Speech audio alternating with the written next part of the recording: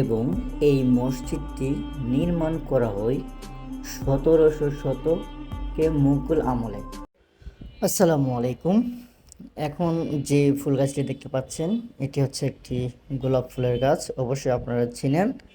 So এই ফুলের গাছটির পাশেই অনেক সুন্দর একটি মসজিদ রয়েছে, যা আপনারা ইতিমধ্যে আমার ভিডিওতে দেখতে পাচ্ছেন। এটি হচ্ছে আমাদের মোহাম্মদপুরের 7 মসজিদ এবং 7 গম্বুজ মসজিদ নামে পরিচিত।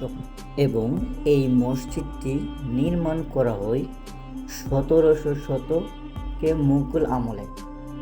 ধারণা করা হয় মুঘল সম্রাট আওরঙ্গজেব শাসন আমলে এটি তৈরি করা হয়।